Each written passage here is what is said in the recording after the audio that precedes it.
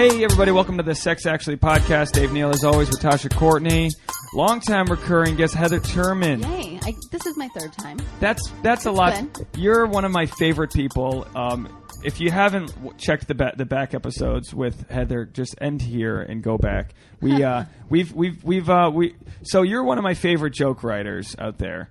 And also, this episode's going to be... Okay, so we have to pick up where we left off. Let's just pick up where we left off. Okay. Last time you were here, you had just wrapped up crowdfunding your movie. I just wrapped the movie. We had just wrapped the movie. Yeah, because I remember that day. It was Thursday. I can tell you exactly when I was here. Yeah, and you had just... I found out when I was here that we owed still money to the payroll company to release the actor checks. It was crazy. You found out right when the podcast ended. Right when the podcast ended. You were like, oh, fuck. Yeah, that's life. So you've been here. You were here for pre-production. You got your Kickstarter goal. You went into production. I did background. I was a mover. He was. I thought I was playing a delivery boy, a pizza delivery boy, because you said something about delivery. You were all delivery guy, because you were the delivery guy's friend. So I'm getting my shirt ready for pizza delivery, and then I'm carrying boxes. But it was shot beautifully, and now you're in post production. Yeah. And how frustrating is that? Is that the worst? Or you have all the info. Well, we had yes, it's frustrating because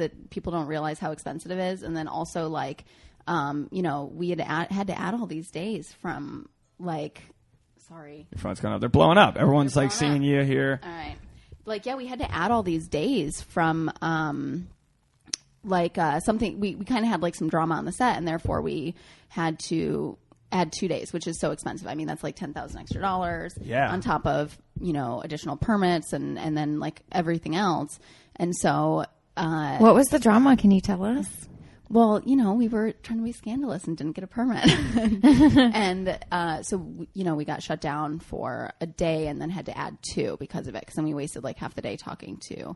But we did get really lucky because we know some people at Film LA who expedited a permit quickly. So we got it's very just crazy lucky. how they have to shut down. I mean, LA is the center of the filming world, so I get it. But in any other city, you can go in and just shut a street down. It's a private residence, and that's the thing. Is normally you're you can. It's a gamble, but you can usually get away with it if it's a private. I was residence. shooting this movie, Serena and the Rats, and we did pyro and explosives and guns, and we were filming right next to an airspace in my hometown. And we had a big hangar that was given to us where they make yachts and stuff. So it's just giant. It's like a giant soundstage to use by ourselves. And then the cops showed up and they're and we go, oh fuck, we're getting and all they wanted to do was watch and hang out. They were so cool. And I couldn't believe because it. they're not used to. Yeah. It's not their job. They're not just there to do that. But here it's there's if you... cops who just do that. They literally just patrol film and you have to be super... And I know that because we record every week on Hollywood Boulevard or stuff. We've been kicked out of places and just because we look like we have a nice wireless microphone. Yeah. You shoot with a DSLR that everyone else uses for photography. But as soon as they think that you're shooting something nice, they want to tax it. Oh, yeah, exactly. Welcome to LA. So you wrapped it. You're done. Now it's all post-production. Yep. And it's so... going good. So where we left off last episode was you're married, and where are we now? I'm separated. So you're separated. Probably getting divorced. Probably getting divorced. This doesn't speak well of your advice giving on the podcast, does it? I'm pretty sure I didn't give you any. I have to look back. Actually, no, I know exactly. Heather, you got to do this. No, I know what I talked about that episode, and I was talking about things. We talked the last episode. We talked about a lot of things in relationships that don't work, and if people knew me and they listened, they'd be like, "Oh, you don't sound very enthusiastic about your marriage." Well, knowing what doesn't work is really important just for learning. It takes a lot of trial and error. That's why people have so many. You don't meet the one in kindergarten, except for maybe 1% of people. Yeah, I think I know 2 people who literally met the one very young, and they're just have been inseparable ever since and don't have a problem. You know what I mean? Well, and it's not a bad thing. I don't want it to make it look like I'm there's any sort of shame or whatsoever. I mean, we're all, you know what I mean? There's no, you're living your life. And when you get married or have a serious relationship or live together, you don't just untangle that right away. You don't just say peace versus if you're casually dating someone. So there's a whole, how did you, was there a point when you knew that this isn't going back to what it was? Yeah, our anniversary trip. Yeah, I did. I was just and that really was, I think for both of us, we kind of had our major like grieving moment that weekend. And it's still something that takes, it's been like 4 months, but you like, that was definitely the moment for sure where it was like. Where did you go for your trip? Temecula. We went wine tasting. That's what our plans are for Valentine's Day. Shit. No. I've had so many great trips there. Yeah, so many great trips. But there. you had planned it before. You had known. Like, at what point were you even considering? Was it like a high stakes kind of thing? Remember, we had that one person write in, and they were doing like a birthday trip or an anniversary trip, and it was so high. You could tell that this person who wrote in had it like so high stakes. Like this, it was gonna be this weekend that either makes it or breaks it. I want to see like how he does. I think it was her birthday. Yeah, but you could tell that her husband like didn't know. Like, she just had decided this is a test, and he had no idea. He's just were you testing her like subconsciously, or had things just been rocky for a while? And no, we had like a major shift, and it wasn't that it was like necessarily rocky so much as you wake up and realize that you'd really just hadn't ever been stable, because when we'd met, we were long distance, and then we moved. She'd moved from Denver to California, and therefore I then moved from LA to San Diego because she made that move. In Spark Notes, past episodes, we talked met on Match. Yeah, you have one of the funniest jokes ever about that. Well, that was a hard thing, so I avoided the stage for a while because half my jokes were about her. And that's when I saw when you first talked to me. I think I was more emotional than Heather because we were hanging out, and you were like, "I'm sure you've heard," and it's at Los Angeles, and I was like, "Wait, what? I haven't heard anything." I thought people tell me things, and I was like, "I don't know why. Maybe I'm sure I was projecting my own emotions of when people abandoned me. You know what I mean? Not that, and there's any abandonment. Well, that's the thing happening. Is that like, I've never like. Ever made the choice to leave a relationship before, ever in my life. Like, I was always, so it was like a much harder thing, and a guilt thing too. Like, big time. Also, coming after, I'm sure she supported you a lot with your movie making always. And all that. She's the best. She's like the best. And that's just the thing is like, how do you know that like somebody is like, and I think that was just I was always like, this is the best person. Like, this is the best person. Yeah. But you can't force yourself to like feel energized with them. Like we didn't expand each other. You know what I mean? Like, well, last episode 200, I did a solo episode, and I was talking about different things, and one was the Zac Brown song "Goodbye in Her Eyes," and it's a song about how he just knew, she's done. Yeah. Was there a moment where your wife like was like, "Oh, you're checked out of this"? Yeah. The anniversary trip really, and that whole week. Prior to, after we'd talked a little, and then, and then just realizing that like I'd been checked out for at least a year, if not 2. And, you just go with you just like are like, oh yeah, like we live together and have our pets, and sure, like we don't have any huge crazy, I think I always had really unhealthy relationships. And because this one was pretty healthy, I was like, oh, this is awesome. Oh, this is the thing. Sure, yeah. So this must be, you just get married for sure, And then you realize like, oh my God, I feel like I'm not living my life, or living 2 completely different lives. We talked before about how, your family's had a hard time with your sexuality coming out and all that.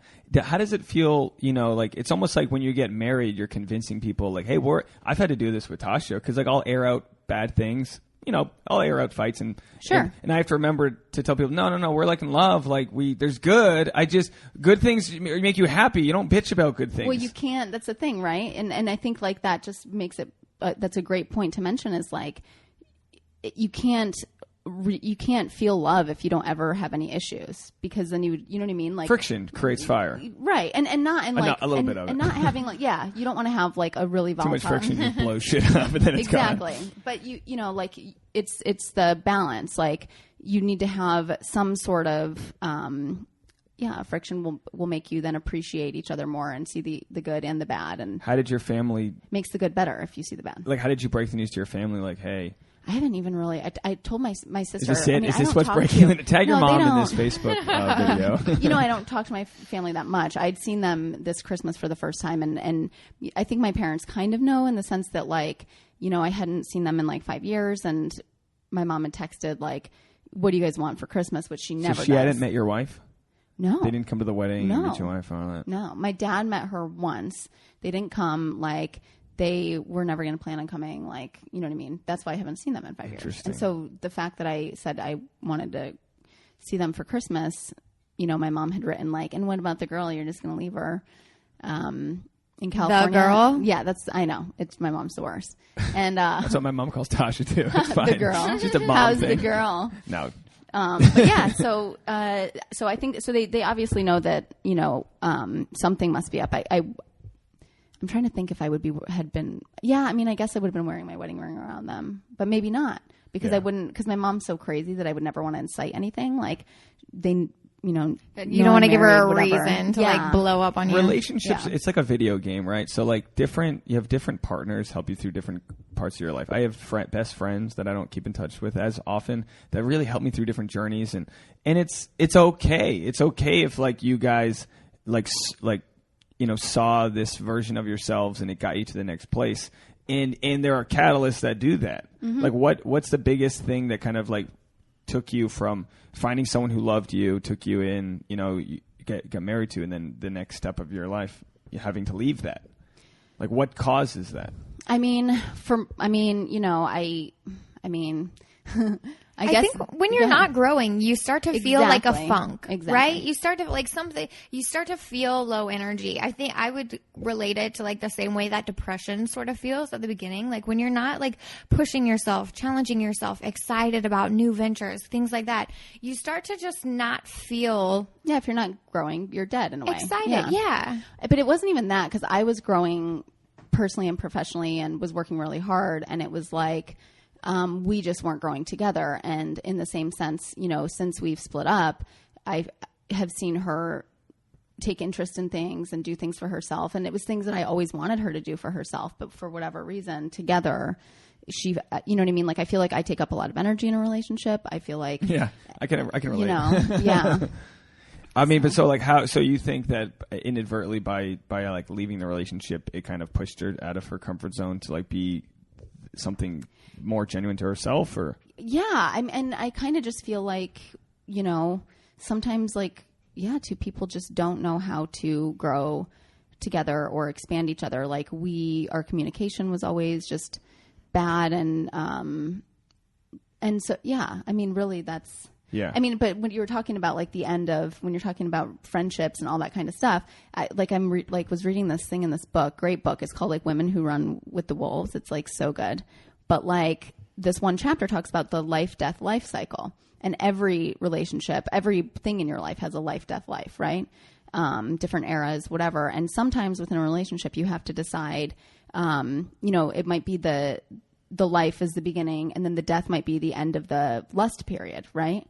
Sure. And then that breeds the next life, which is a deeper next part of a new era in the relationship, or it can be that's like when the end of the relationship, and you have to start a new life. You know what I mean? When I had to throw so the out life, death, life. My college fraternity T-shirts. There was a death that happened when that.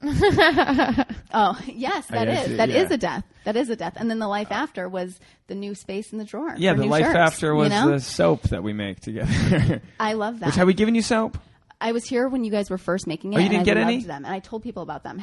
Are you doing the SAC thing?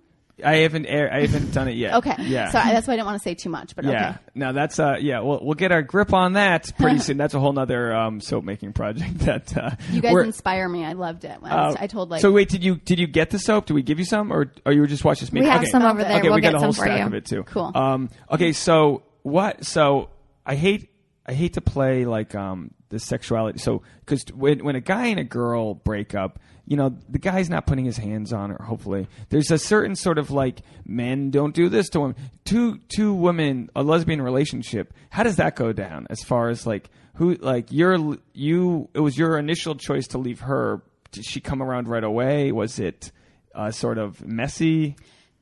Yes and no. And I mean, I struggled, you know what I mean? Like, in my mind and a lot of it just like in my heart, and in general, just the guilt like was eating me alive at first, and just being like, you know, kind of, I really had to do a lot of self-reflection at first, because I was like, what's the issue? I know my truth. I know that this isn't my truth, but there's still this feeling of, but you married somebody. Like, that's what marriage is. Like, you're supposed to work on it. Work. How and heavy it kept can being that this be? word work. And it kept making me think it still is. There, every day I'm just like, oh, but then I'm like, there's another part of me that's like, after a year, and knowing that, like, even she admits, like, we definitely shouldn't have done it. And like all this stuff, it's just this thing where. Shouldn't have done what? Got married. Oh, okay. Well, who cares? Yeah. But there's that level of like, what's the, like, how do I grasp with that? Like, do I not? And it's that idea of working, because I want to work within a relationship. I think I always have. I've always been in committed relationships. I've always I desire to, be committed and like do all those things. But you've got to be able to see like the light at the end of the tunnel. Yeah. You've got to be able to see a way that it works and you both feel great about it and you both feel like you're successful in your relationship. Yeah. Your track record isn't to run away from a relationship, it seems. No, I was always left. So yeah. you have that going for you where you're not like, okay, I'm not the type who's like, gun shy here, blah, blah, blah. Not calling Tasha out, but she's tried to dump me every day this year. That's not true. She tried to dump me I love when Dave, I know sorry, go ahead. I melt down on stage. Which, by the way, I wanted to throw this story in there. So I've been doing a bit about how I started my set out last night telling everyone that Tasha and I are engaged, which isn't true. But because I was doing the joke about winning a wedding ring or an engagement ring, so I'm trying to bring that back because I'm going to do the Sex Talks show. We had a guest on who has her own show about dating and whatever. And I think I'm going to tell that story. But so basically I wanted a wedding ring, I wanted an engagement ring, calling a radio station, blah, blah, blah. And then the whole joke at the end is like, we've been dating for 3 years. Thinking about getting married. How do I get that ring from one finger to the other? And but I'm telling this joke and some chick in the audience goes, "Cut your hair." That's all she said. I wasn't doing a hair joke. I wasn't making fun of myself.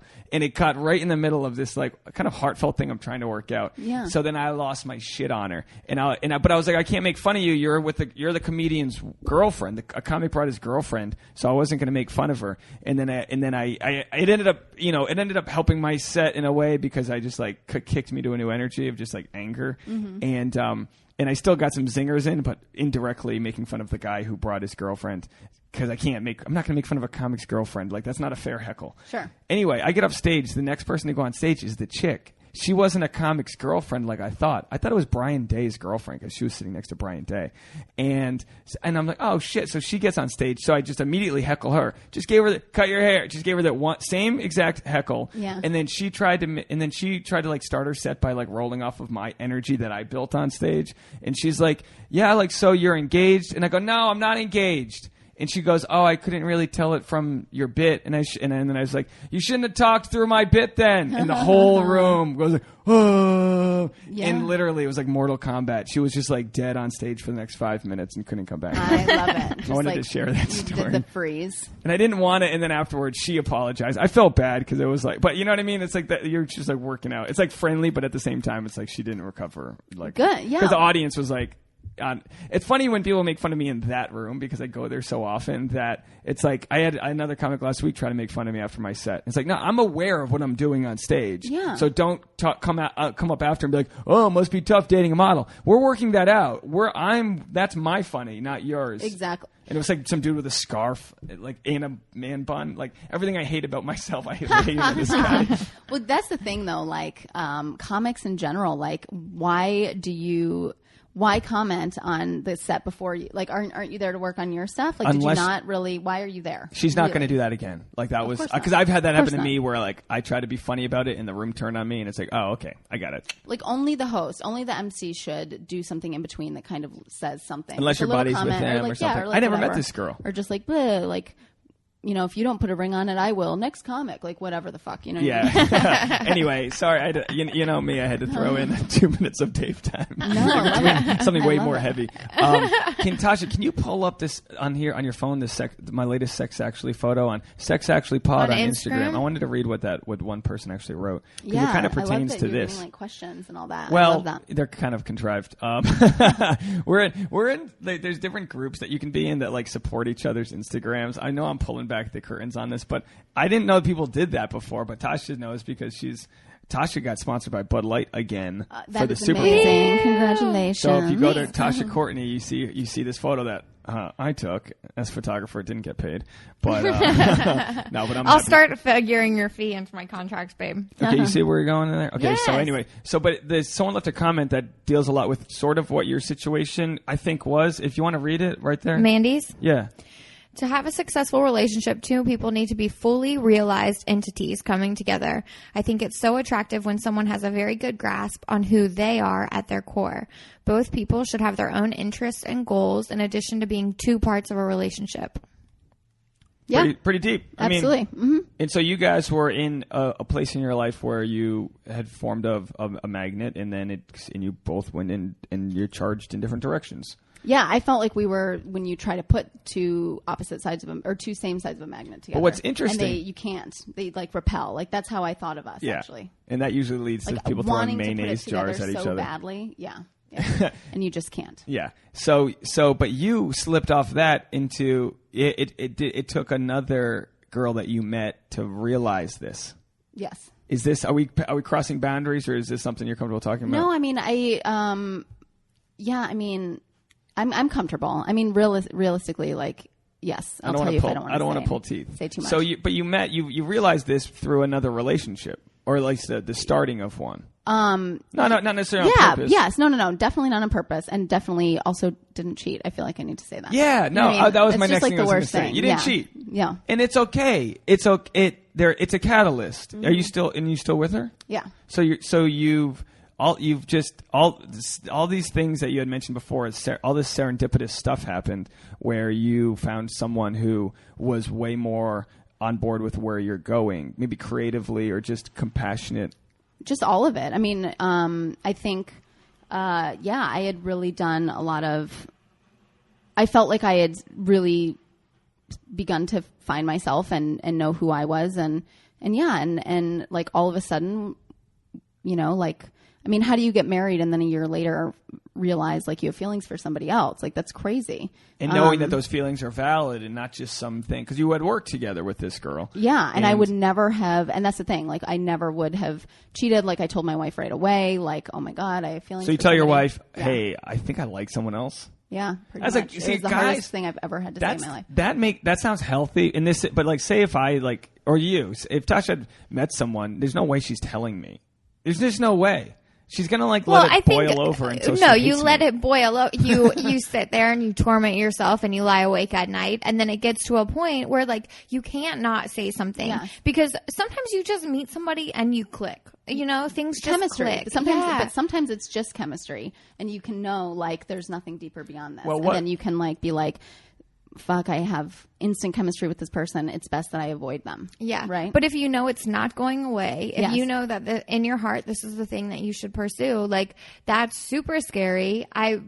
I think, you might not want to say something, but at a certain point, you're doing yourself and like what's in your heart a disservice if you just ignore it and move on, or maybe not. Maybe that's just like a challenge that you face and whatever. But I think you made up your mind that what you needed to do was address it. Yeah. Well, because there's no greater betrayal than betrayal of self. Like I know that sounds really like hokey, but it's true. Betrayal of self. Yeah. Deep. I like for that. real though, and I knew that I'd be betraying myself if I didn't. It was that big of a deal. Yeah. Yeah. Well, it has to be because you're not a crazy. You're just a normal. You're not making like a snap decision on this. Yeah. Yeah. Well, so it's interesting because in the industry we work, like Tasha, you know, like Tasha, if she has a photo shoot with a dude, there's like a casting process of people who have decided genetically, like, and chemically, like, her fit with this guy is like perfect. Absolutely. So, you know what I mean? And I'm cool with that because whatever. Because it's mutually assured destruction. This is why we don't fire nukes at everyone because there's a return nuke. I know she's perfectly compatible with all these other dudes, and she knows I could just have some chick make fun of my hair on stage and then hate fuck her after. This isn't. Do you know what I mean? Jeez. That's how it happens when a girl heckles a guy on stage. It's like, all right. I know you're into my hair right now, Yeah. but let me finish my bit about my engagement. Do you mind? Yeah. Do you mind I finish this bit? Interesting that she interrupted the bit about engagement. And I get it. Like, we're not subjected. Like, I'm not worried that she's going to follow me into the alley and rape me. And that sounds heavy to say, but that's the difference. Whereas if a guy's like, hey, Toots, your ass looks nice, like, she has to then, like, end her set and after getting objectified and worry. I mean, I got objectified. I don't care. I'm not making it about like, oh, my object. But you know what I mean? I got That's exactly what women say they don't want to be done. I get it happen all. I've had girls take her pants off. It happens all the time. It's like Magic Mike on stage, and it's like that's just because of like I got to follow like 7 schlubby guys. That sounds like the right response, actually. Just Magic Mike it. But I know, just Magic Mike it. Well, that's the thing is that If they started throwing some money, I would. But I just think that the bottom line is it needs to be an equal playing field all the time. If men want to objectify, they have to be okay being objectified. And therefore, it's like somebody was talking last night at a show about like, you know, no makeup. I'm one of those that believes like, why don't we all just wear makeup? Because I feel like men look better with makeup too. Like, why don't we just make it all? I had a guy liner period in my life. Did you? Yeah. A guy liner? I put it on for some audition once, and I was like, yeah. Gross. My eyes were popping after that. Well, so steering it. I know I'm bringing it. I'm like auto correcting, like steering it one way and then having to drive it back. So because you and your current girlfriend were both in relationship. I mean, it almost seems like the behind the scenes movie of the movie you were making might be more interesting. Now that your movie's super funny, by the way. I know, but hold on, careful what you're saying. Oh, did I? Okay. No, it's okay. It's okay. I'm no worries. Treading. No. Gonna eat a croissant now. No, what you said is fine. Just we won't go beyond that. But yes, we both were in relationships. And how's it been? It's been months since then, and you've had a chance to kind of like live your new life. You've moved out of your ex's or your wife's house together. Yeah. You had lived together. What was that process like? Untangling from a relationship. From like such a committed relationship. Did you feel a freedom? In a way, I did because I knew that, again, like I was listening to, I knew I was following my truth. Like for the first time, I felt like I was standing at the beginning of like a path that I definitely created for myself. Like because I can tend to like get really wrapped up in making everybody else happy. And, you know, my wife was so supportive and so wonderful and really did a lot to support my dreams and help just in general, you know what I mean? Like, and in a way it was like the biggest detriment really, because then we didn't spend time together because it was like, oh, well, she has to do this for her. And like, and by the end of it, you're just not even a couple anymore really. But I mean, you started like. Do you start worrying about who she's seeing? Did you guys have? I had a moment. She was dating somebody. She was dating somebody, and it definitely, struck. Why do we care so much? If you're moving on with someone, why do we care? I totally understand. Well, the difference is that she's still living in the apartment that we shared together. So knowing that like somebody was like around my stuff, like a you know step, what I mean? like it was just like my just stuff, hanging out with your loofah and yeah. Hopefully you know that's. what I mean? I'm glad we didn't give you soap yet. All right, and don't let that chick touch your soap. We're gonna give you some new soap. I'm gonna get some soap today. But yeah, so there was definitely a moment, but like I think it's like, a bizarre that feeling to be like is. I've looked at exes and been like, the fuck you dating that dude? But like, what the fuck do I care? I don't. See, but it's like a genetic. It's like a tie. See, that's weird though. I don't do that. I feel you like you're like you have a problem. You guys don't judge your exes. People that are watching or listening, do you judge who your ex is like still dating? You don't feel good to be like, I'm better than him. I think I've moved on from I feel petty. like when I leave a relationship, I feel like I genuinely want them to be happy. So I'm just I feel that too. No, yeah. I do feel I want them to be happy. I feel like that it that takes me some time sense. to feel that way. It might take me a few years to move on to get past my pettiness. I would want Tasha to be happy, but I also wouldn't want her to just like find someone more successful. I wouldn't want her to leave me for like a better comedian or something. Sure. It makes you feel better to know that the person they're dating after you is like worse than you. Well, yeah, yes, but in like, I mean, it depends on where you're at too. Like, I just remember on Sex and the City when Samantha made a joke that like, you know, there is a game you play and it's called Who's Gonna Die Miserable. Like you just like, you know what I mean? Like that's the game you play with every ex. Like which one of you is gonna die miserable? Instead, we're gonna die miserable together. We're gonna show them. Yeah. But yeah, I think that that's what it is. It's time. Like, cause yeah, at first I'm just like, I just remember being like, is she like like kind of being a little bit jealous, but not it's still jealous. Like, it's a raw, open wound. Yes, it's a hard thing to rip apart a relationship. Yes. It's a hard, even though you know in your heart you're doing the right thing, you know you're doing what's best for you, that they're going to be fine, that you're going to be fine. It's scary. It's your old life. You're looking back at the ghost of your old life, like, oh, well, and shit. it's a death. Yeah, it's And burying everything that you had. Have a photo album. And weird things like that. Yeah, and wedding gifts. And all these anchors. Yes. And that was really hard. That's something we create. Like, everything should just be able to go to dust. We're our body, our mind, our soul. But like we do, like, Tasha and I, we've got wedding albums from weddings we haven't even had yet. Yeah. But we've got like photo shoots and things we've done and like time hop on Facebook's like, remember 3 years ago you fucking broke, and you're like, oh good, thanks. And you just know that. I mean, like, you can't just scrub. How do you, because I'm sure a lot of people, anyone going through a breakup wants to know how to properly scrub the painful first reminders. Of all, you have to disconnect on social media. Yeah, so many people do not do immediately. that. And I'm not just talking about unfriending somebody. I'm talking about straight up blocking them everywhere, because you are doing yourself a disservice if you're going to be going through and looking at what they're doing every day. Block. Do yourself a favor. Block So them. you true. and your ex are blocked from social media? That's the episode. No, I have an ex from a decade ago that I am now friends with on social media, but I don't see his stuff all the time. Like, I'm not looking at it, and I'm to that good place now where I don't care. Yeah. I don't, it's like He still likes the dog's photo once in a while. I'm like, oh, really? But it's like we fully moved on.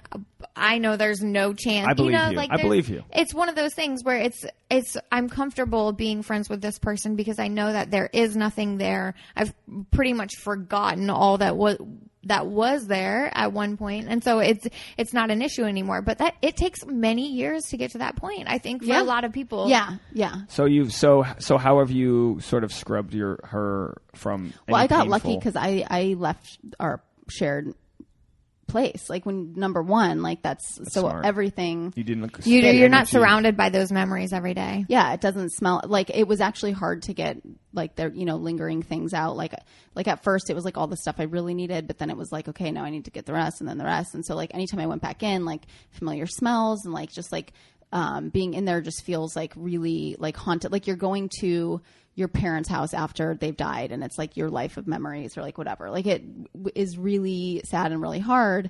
But I was staying at a friend's house, and she was really great because she, when I very recently, she said to me, do you want to leave this stuff here? And it was like a wedding album and something else. And she's like, so you don't have to throw it away, and I'll throw it away when you leave. And I was just like, that's great. That is like, she's like, so you don't have to say you did it. And like, I appreciated that so much that I didn't have to do that I, you know what I mean? Yeah. Because that's really the hard thing. Or just like bury it for a while, and like when just you're, like when you're she can cool, hold on you can to laugh about it or something. Well, I mean, all those photos exist in time. You know what I mean? I have a Dropbox full of them. Well, you go on stage, you know, hey, I just got married. Huge round of applause, this and that. All your friends know. And then we have this kind of world where you got to do some sort of like press release on Facebook to let people know what's up. Just because like we're all nosy motherfuckers. We're just like piecing it together like some like Sherlock Holmes. Like, what the fuck happened here? And then you scroll back through it to try to find out. But like, what have you done? Or do you just say, fuck it, who cares what people know? I mean, you obviously have to restructure your act. Yeah. Which sucks, not the biggest of your problems, but it's like you just don't want to get back on stage and be like, my girlfriend does this, blah, blah, or my wife does this. It's like, no, we need to like rethink. Yeah, I mean, I had to throw away a lot of material or restructure it. Talk about, essentially it was like I took a little break emotionally because it felt it was really hard to tell those jokes, and like until you have new ones, you like just still tell them. And so I kind of like was doing very few shows. It was like really painful. And you're not being genuine friends, to yourself, like as you mentioned before. Exactly. Exactly. And like all my comic friends, a lot of them were at that wedding, and like and they kind of knew like what was going on and like this and that, but that was difficult. Now I'm at a place where last night, like people find out on stage because I have new material about it, right? And so then they see there. I made the conscious choice to step away from social media. There was a lot of, I didn't really post about anything This saved all for happening politics. right before Trump. Yeah. Oh, it was the worst. You know, all of it. in all Or of us. actually a blessing in disguise that you were off social media. Well, you I know, I had was- spewed. I did- That was like your punching bag, I think. Was you could talk about politics Yeah. with a group of people that agreed with you, and it probably helped you escape from your own. Yeah, you know, just Not to kind put of. thoughts in your head, but I just imagine you're posting some angry stuff, rightfully so. You're a woman who doesn't want her rights taken away as a woman or as a lesbian. You know what I mean? Like you're talking about a lot of concern. But do you think it sounds angry other than? No, just- I don't mean it. I mean it in like a way where like when I got heckled and I started getting angry and you could really feel my Fired honesty. up. You mean like fired up, Fired not up. like angry. Yeah, I'm Yeah. passionate about politics, definitely.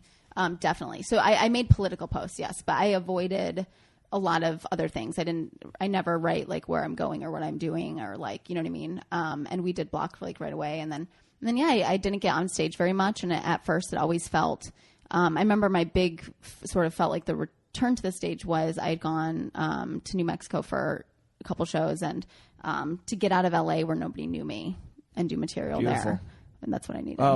How bare you can be on stage in front of strangers and just feel that's a great. I mean, that's good for you. I'm glad. I mean, it takes so much courage to even we tried in relationships. We try to like jockey to see who's the victim here, and on paper, I'm sure people would be like, "Oh, you left her, you found someone else, blah blah blah blah blah." But like you're absolutely in mourning and pain from, you know, like we all are. Yeah. There's no easy. It'd be the easiest solution would be if you found out she was a psychopath, which Yeah. she seems like she's a very nice person. The best person. And that's the hardest and that's thing. that's hard. It's easy to be like, oh, someone, you know, you find all these skeletons in someone's closet. But what if someone's a nice person? Like be critical towards us. How do we find out where we're going together? I feel like you guys work together, which is great. I feel like you guys have a foundation built on years, right? A shared home, common interests. The only problems in your guys' relationship are like crystal clear for everybody is that is the small seeds of like, do I get resentment and jealousy, right? Do I get jealous for this? Do I resent this? Like I work so hard and Tasha can just get sponsored by Bud Light. Like, you know what I mean? Like there's like these like things. Yeah, after a long day. Yeah. Yeah, yesterday, But then you 8 can hour check side yourself. job, Yeah. 2 hours at the mic, come home. Oh, good. How you doing that? Oh, you didn't walk the dog? Okay, cool. He gets so mad when I don't walk the dog. Oh, Babe, life's I'm going sorry. great for you. Like, Thank you But I so think much that's for common. walking the dog. You do a great job. No, and I'm- thank you for doing the dishes this morning, too. I really appreciate it. You're welcome. I won't say anything about all the other work I did to clean up the No. apartment, but The fucking robot vacuum yesterday literally pulled Wookiee strands of dreadlocks out. And I know it was all my hair. We literally we melted part of the robot vacuum because Really? so much hair got stuck in, it all burnt. So the place smelled like burnt hair. Oh, that's hilarious. That's a visual. Anyway, no. But what are our red flags? You've done the wedding, the pressure, all that. We've talked. I mean, we're basically living a life of, you know, marriage, but she thinks I'm not committing because I haven't given her a ring, which I just am not prepared to financially have a wedding. Yeah, no, I think that's, I mean, number one, there's no rush. Like, I mean, that's just the hardest thing. And the saddest thing is like realizing like, oh no, like, you know, that day was a beautiful day. It was a wonderful day. And then like, you know, like I wasn't really present in the planning of it. And so a lot of it didn't feel like my day. And that's something that I look back on. Oh, it was kind of like her vision mainly. Yeah, I mean, I had a hard time the night before the wedding, like being like, this doesn't feel like I'd never envisioned this for myself. Like she thought I was going to like bail then. Like it was really, Oh, really? Yeah. But you just wanted her to be happy. If you want doves, we get you doves. Like that's how you're. Because I always just assumed I didn't care. And then like, I don't care. Like, yeah, let's do that. Whatever you want. And then all now of a I sudden, realize day of, I you're like- care. And we're like long lost you know. twins, I think. I know. Not that I just don't care. But what do you mean you don't care? Like He I want you does. to be happy. I want her to be happy. But if the- she wants to do, but if But it you was would getting, do it now if you didn't care, because then you would just be like, okay, we'll just do what we can afford. But you want to do it right, obviously. Yeah, I mean, I've always said this. Like, I'd love to just be. This isn't about weddings, but more about my family. Like, I'd love to just make it and fucking have money and be like, all right, everyone.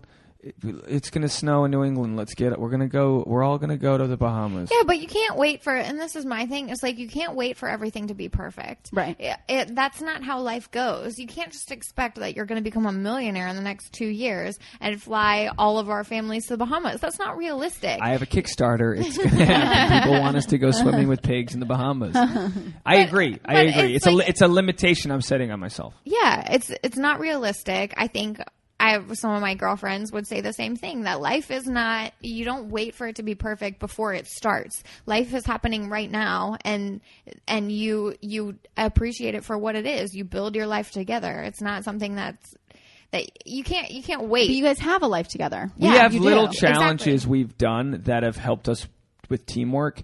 I mean, we couldn't and still have a hard time putting up a tent together.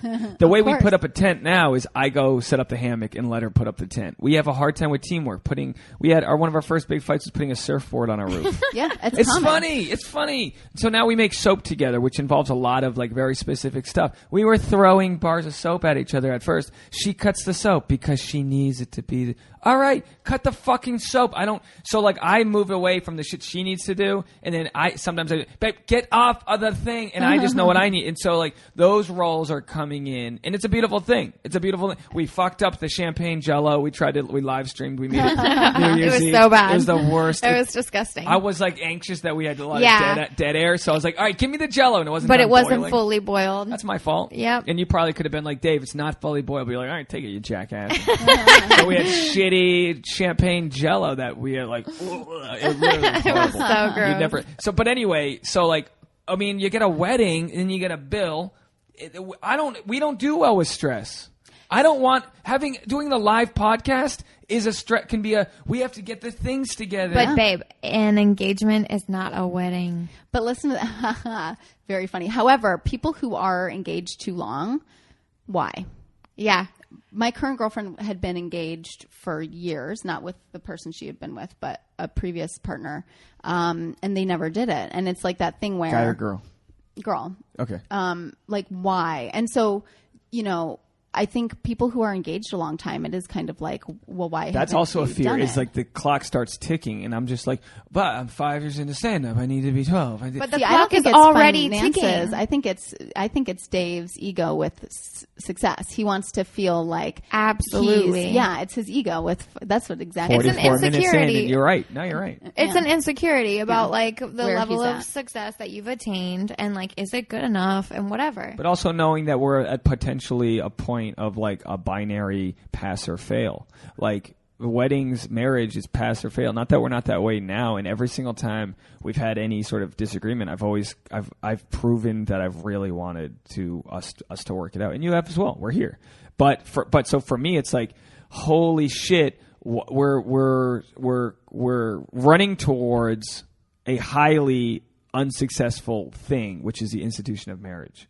And that's what scares me versus like naturally now we're like 1 foot in, 1 foot out in a healthy way. If Tasha needs time alone, I can go walk away. And I feel like the marriage. But you can also do that in a marriage. I know. And I know that worst case scenario, which is I think healthy to say, is that one day we grow apart, which I would never want. Is that healthy to say or is that cryptic? I don't know. No, wouldn't it's you healthy. agree that it's like... You're not going to grow apart. The mistake is, and I think and I can say this, is that I remember the one thing that changed immediately after we got married is like there was a certain level of security and safety, like an extra net being like, like this that's not realistic. Yeah. It's like, throw your wedding ring at me, honey. Huh? Yeah. Okay, good. We're married. You're stuck with this piece of shit. Yeah, feeling like that. Yeah, but no, not even in that way. More just like I just mean a calmness. You've got issues. I just meant, I know, I meant like a calm, like secure. I meant as using it as a way to like prove my point in fights. Be like, no, honey, you're with me. You agreed. Court of law. Shut the fuck. Like I wouldn't. Like we don't. Like now, she'd be like, shove that contract up your ass. Like it would be. Like there's a very good checks and balances with what we have right now, and I just worry that like your relationship will stay the same. I promise you, your relationship will stay the same. There's literally nothing different about it. Yeah, the only thing that's different, and that's what I was going to warn you about, is that you'll have this sense of security in a way that you didn't before. That feels really nice and really safe. And what I think that did in my case is it made me be like, she'll always be there. So I'm going to go do this. all day, every day, and never put any time in. Oh. You know what I mean? And so like, and you didn't really feed it. I made so many mistakes. I did not feed it. I didn't water the goddamn marriage, the love plant ever. I was the worst. Really? I'm surprised. But that being said, I believe that I know why I didn't, and it's because from the beginning we had different styles of love, right? Like I require a lot of affection, and if I don't get it, my reaction I think was to focus then on work and just not deal with it. You know what I mean? All right, so you were kind of like sweeping it under the rug versus like acknowledging the issue. Well, because I did acknowledge it for a really long time, and then it just gets exhausting, and you're just like, well, I don't fucking care anymore. Okay, so I know you're doing a really good job of like placing the blame on you, and we don't, you know, we can only own up to our own things. So, but you're saying that you had like talked to her and about all about issues, and what was she not receiving? That's the thing. She did not receive the way that I loved, and I didn't like your love the way languages. Yeah, our love languages were just and different. how in hindsight could you have improved that by just knowing to receive what they're giving? The thing with what was your love language? language? I like to communicate. I like to be very open. I like to share like everything. I need a lot of affection. I'm definitely that way. After a set, you want to like run it over with her. Tell her how it went. That went good, I just want to tell her everything. And we just didn't have that. That's super sweet.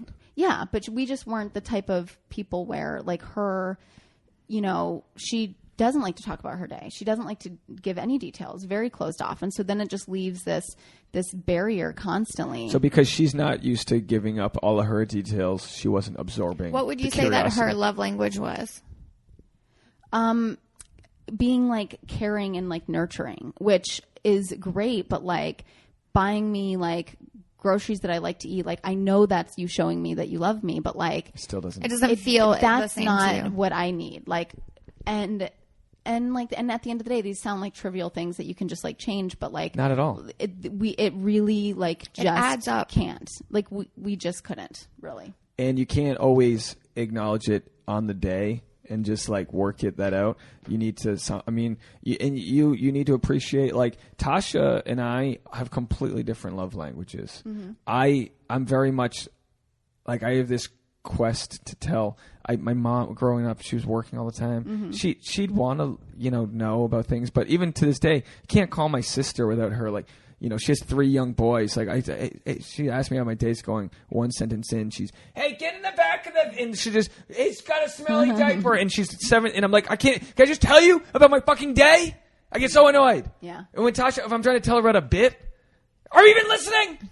I'm not listening to bits. Half the time, I'm not listening. I had a solid punchline. I'm working out. And then I got mad because I'm like, you're not listening. You're rejecting. But I'm also not You're the rejecting person me. that you need to be telling your bits to. You need to be telling bits Hold on on. stage. Heather's No listening. matter what Heather's my response is, it's never good enough. It's either, it's a fake laugh, or you didn't laugh, or you're not listening, or I say, that's great. And you're like, you didn't laugh. It's like, so you're rejecting her reactions. You're both just, it's constant rejection back. But a lot of the times it's like, we forget. I'll come in hot. I'll come in after, like last night, I came in hot. I just heckled the heckler chick. I come in all hot and she's, barely awake on the couch. Totally fair. And I have to sort of like, absolutely. Maybe I need to find something to do before I come back into our home. Because I'll come into the home hot. Sometimes bad days. Sometimes you have a set that literally steals your identity and you're like, I just fucking bombed in front of everybody that matters to me in this community. Yeah. And it's like, I don't want her to feel that. But so Tasha, let me explain what her love language is, and then you can tell me where I'm right or wrong. I think Tasha loves to be touched and pranked and told so she loves affirmations, and she just loves to be just like really bear hugged, and she loves quality time. She loves to know that there's something in the pipeline that we're going to be doing together. Found this out our first week dating, Valentine's Day 3 years ago. We were going to the beach. I invited our friend Marina, who lived. Is that not the stupidest thing you've ever heard? Tasha's face, just like that's right why now. I'm sharing Oh it because it's funny. And I was like, yeah, Marina's still mad. I was like, yeah, about Marina lives on the beach. She'll just come by and say hi. And that was the first time I saw her really be like upset at me. and I couldn't believe it. We're on the 10 driving. I'm like, what are you talking about? No, it's not a big deal. Absolutely. It's like, definitely invite another girl to our date. That sounds great. But in my eyes, I'm in love with this girl already. The more the merrier, I could care is what you were thinking. More the merrier. That's me. And my friend will meet you, or like whatever. I always want a group. I want a group outing.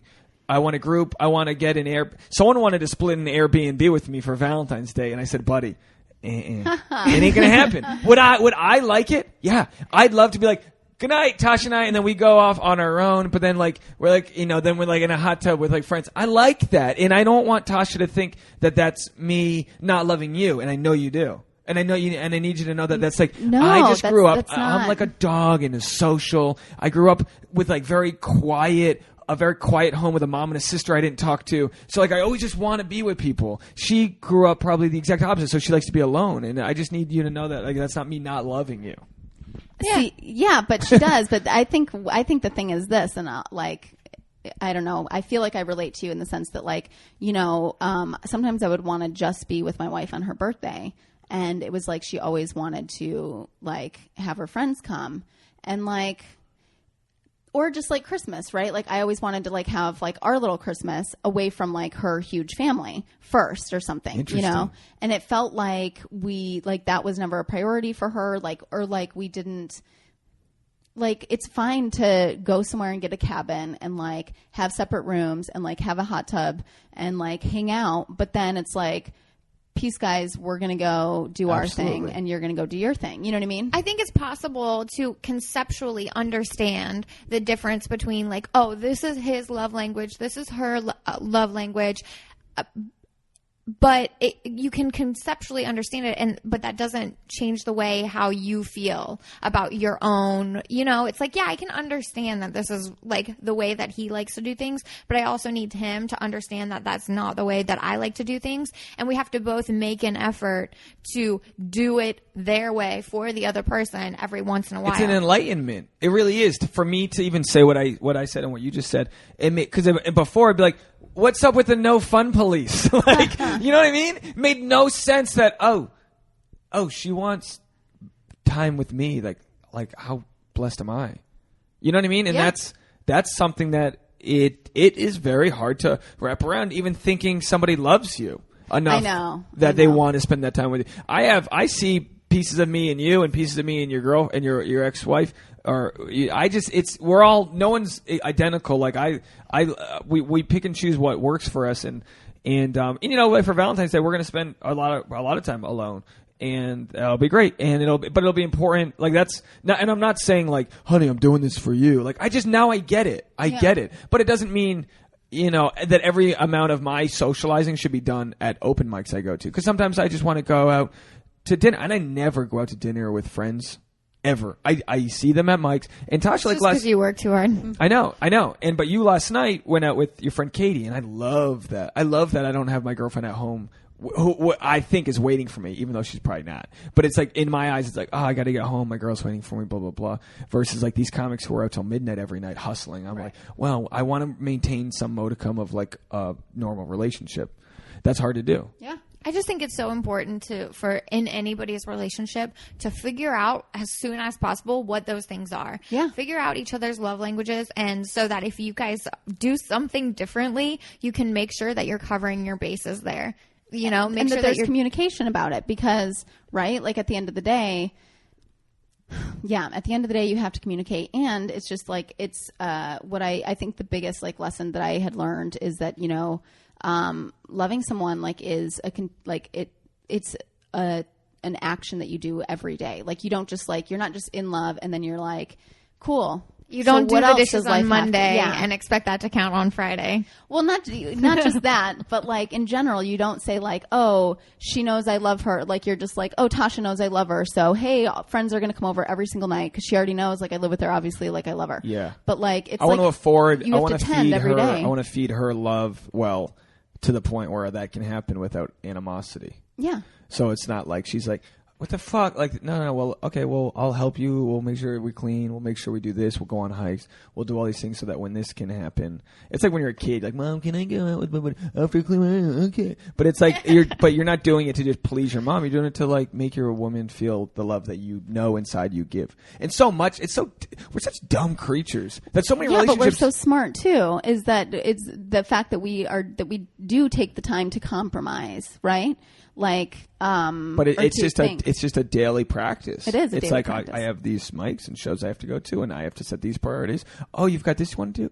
Oh, I can shuffle this around, or this I have to do this. Okay, cool. Like, yeah, it's way smarter now than before, which was probably both of us being pretty needy with our wants, not knowing how to say it. We all just want to be heard. Yeah. We all just want to be heard. So when Tasha's like, God, I just like, how does he not understand that I just like want like a romantic night every fucking once in a while, right? Yeah. Like, and you're like, why can she not understand that? Like, I just want to like double date and like, But I do things that I think, like, just like your girlfriend, I'll get food and like, I got you the peppered salami. What are you upset about? Eat it. The cottage cheese you like. What do you? And all that's all very sweet. It is, and that's showing that you listen to somebody. But it doesn't show that you're hearing her. It's showing that you're listening to her, you're observing her, you're giving her what you think she needs. But if you're not hearing what she's actually saying that she needs, right? It's like I use this example because people, like my birthday, my girlfriend,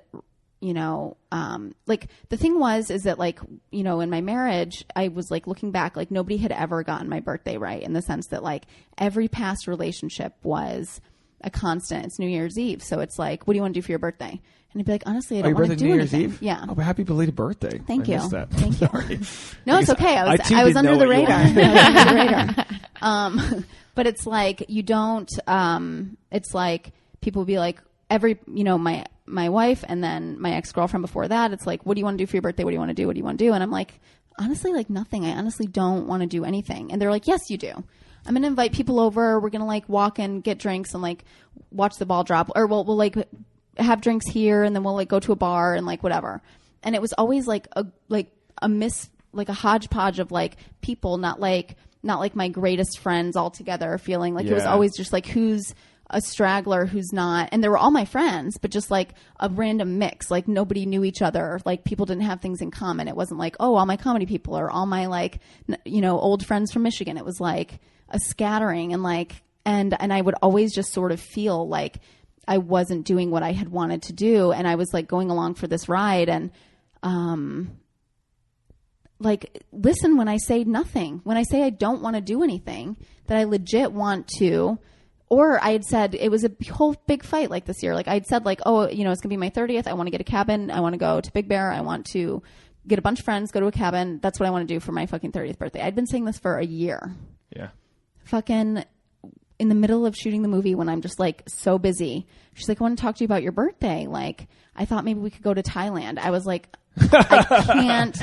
And I was like, I thought I told you like what I wanted to do. Like I love it. You sound like a tired dad. You're like, fucking. I'm just like, this was the one thing that I've ever brought up that I wanted to do. Like the one thing. And I'm like, and she's like, well, I just thought since we, have been wanting to travel more and there's like, this deal. And if we go over Christmas then I'll spill into your birthday. And I was just like, you just don't even hear anything I say. Like you don't. And it's just, yeah, because I don't speak out a lot about what I want, and so if I do, like I'm fucking. That means I really do. You could take ownership over like if someone doesn't understand, then your communicating's not working. It doesn't mean that it might mean she's not listening, but it's still like you're both guilty if she's not listening. That's what I mean. Our communication just didn't ever work. So how did this year go? Great. Thailand? Yeah, it was great.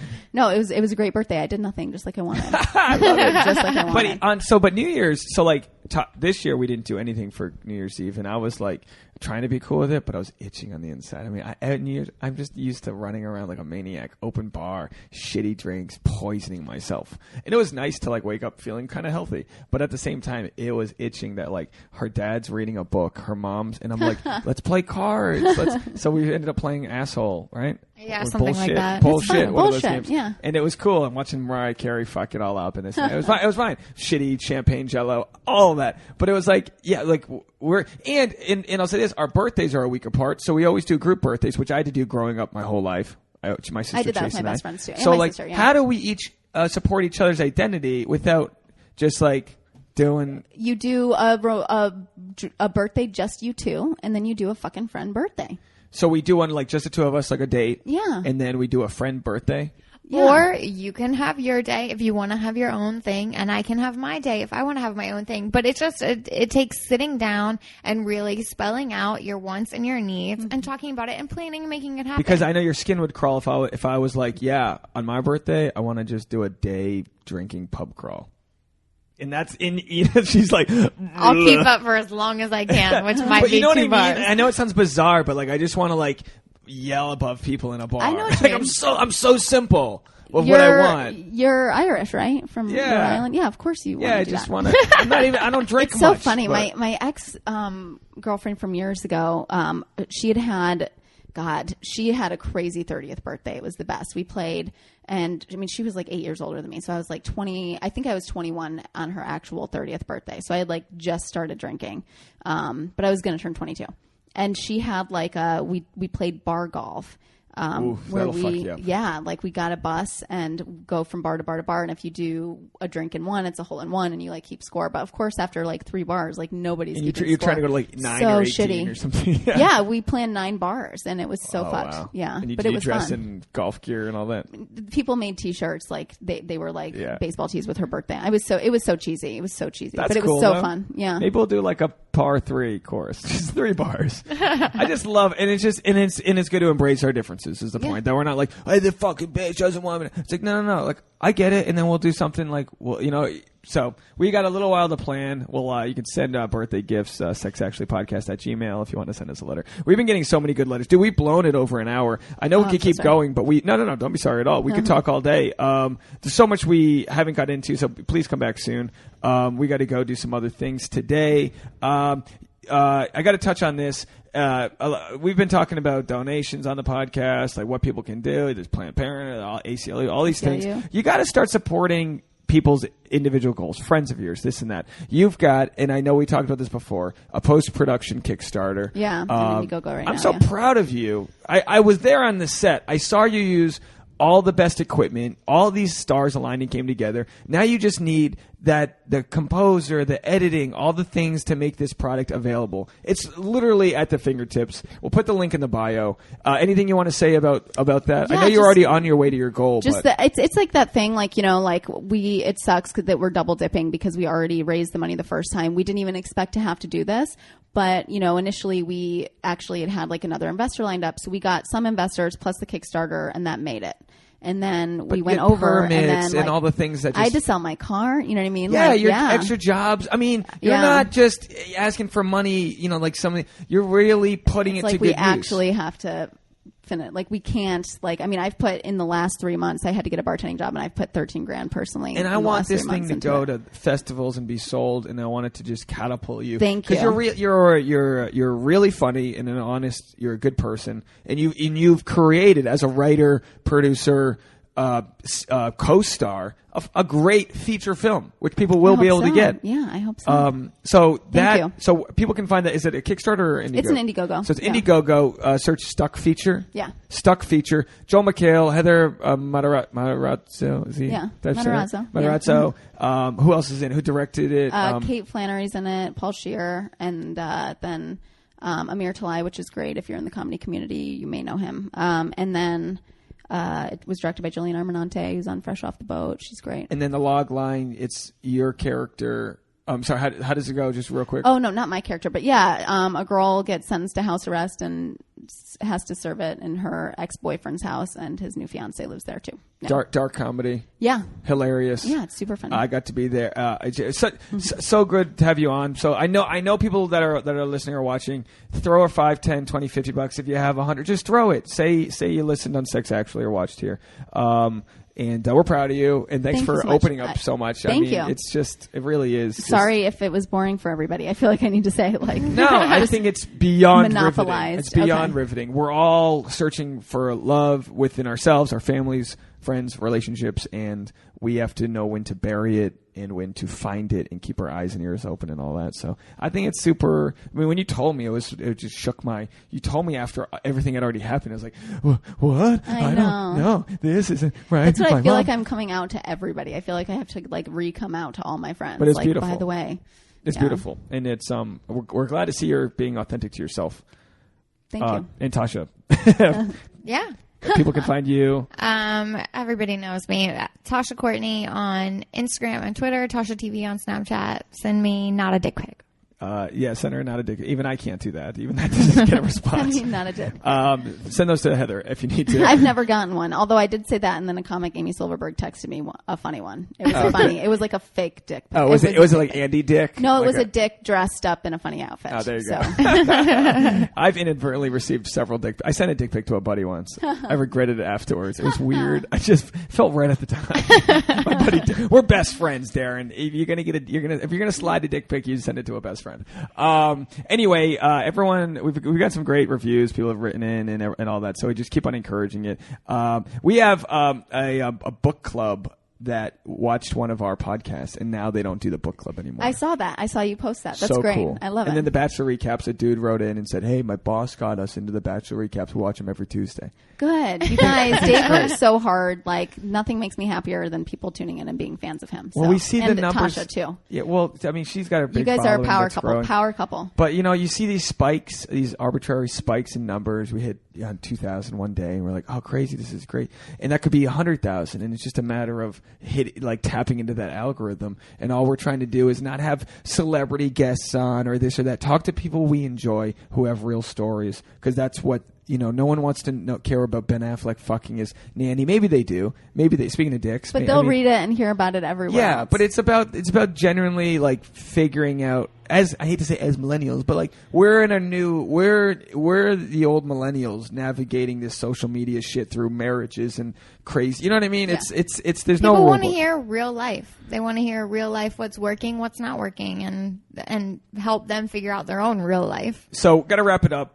So true. Just write us in. Tell us what's working and what's not working. Send us some emails. sexactuallypodcast@gmail.com. We're getting a ton. I'll read them. I've been having a blast doing these group ones, and I've started doing solo ones, which is like, it's the closest thing I can do to meditate is to just turn the mic on with a little bullet point and do 40 minutes. Yeah. It's so great, and I'm glad people have written in and said that they enjoy kind of like my bizarre like rantings. Yeah, just you and your brain only on. Trying to wrap it all around and all that, but we didn't even get into the Patriots winning the Super Bowl. Go Patriots. I know you're Vikings. Fantastic game. That's all I wanted was a great just game. Miracle after miracle. Finally got to watch a full game for the only full game I watched all season, and I love football. And so I was so Tasha happy just about shot her Bud Light thing. We got one of those 20 packs of Bud Light, so I had them sitting in a cooler. For 3.5 quarters, I'm angry drinking, and then for a quarter, I'm just you know what I mean? And then afterwards, it's champagne. So it was a weird mixture of like rage turned like. Well, I had heard right when it was happening, like I'd heard them say no when they had hit 14-0, and they'd said like. I heard the stat, like nobody's come back from a 2-touchdown deficit and won the Super Bowl. And I thought to myself, once you say a stat like that, the competitiveness of Brady is going to come out and they're probably going to do something. Yeah. And then when it was 3-28, I was like, everything has to be on their side. And like those two plus catches, turnovers defensively, everything has to be on their side. Yeah. But just like, I mean, it was flawless. It was flawless football, and that's not the team that you think. I mean, that's not the Patriots' best team they've had. And no, but look what they Tom did with Brady it. Look what they did needed with to it. win in that way to really prove himself as the best, and it's important because he gets a lot of shit. But like last episode number 200, I was talking about the 4 agreements. I mean, he follows the 4 agreements. That's one of his main books. Just like be impeccable with your word. Don't take anything personally from other people. That saves relationships right there. And it's hard, but like not to take. If Tasha does don't take it personally. She's doing the best she can. Same for me. If we stop being offended by things, how our reality changes. Oh, you cut me off in traffic. No, fuck you piece of shit. Okay, cool, buddy. Just go for it. I'm sure you're late somewhere. You know what you walked on, but you need to. And Tom, it was so cool to like just see a guy that's kind of like been dragged through the mud.